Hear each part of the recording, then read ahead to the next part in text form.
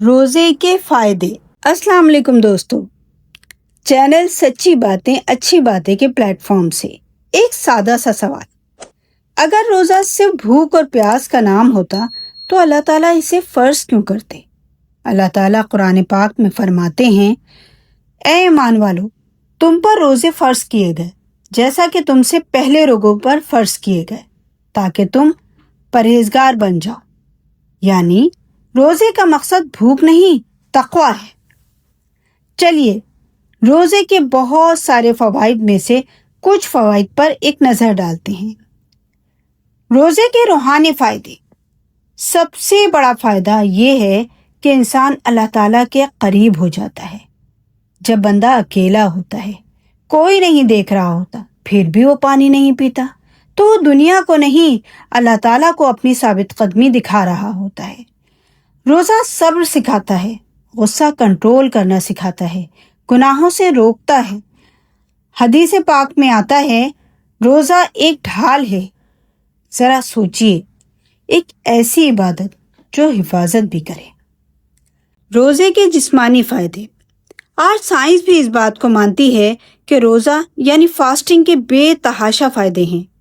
روزہ جسم کو آرام دیتا ہے، ڈائجسٹو سسٹم کو دوبارہ ایکٹیو کرتا ہے، وزن کو کنٹرول کرتا ہے، شوگر لیول کو نارمل کرتا ہے۔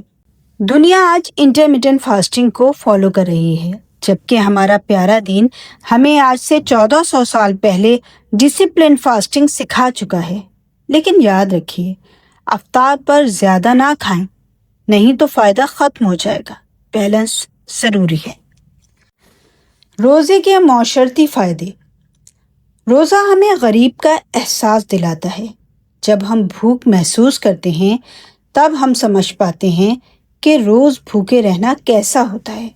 اس سے دل نرم ہوتا ہے، صدقہ دینے کا جذبہ بڑھتا ہے، لوگ قریب آتے ہیں، رمضان کمیونٹی کو جوڑ دیتا ہے۔ روزے کے ذہنی فائدے۔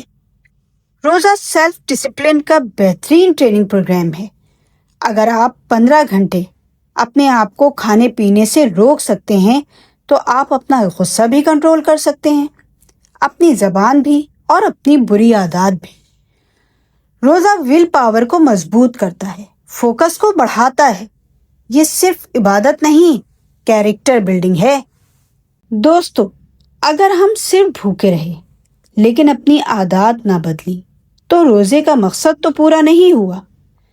اس رمضان نیت کریں، غصہ کم کریں گے، نماز پابندی سے پڑھیں گے، کسی کا دل نہیں دکھائیں گے، روز ایک چھوٹی سی نیکی ضرور کریں گے۔ روزہ صرف ایک مہینہ نہیں، زندگی بدلنے کا بہترین ذریعہ ہے۔ شکریہ۔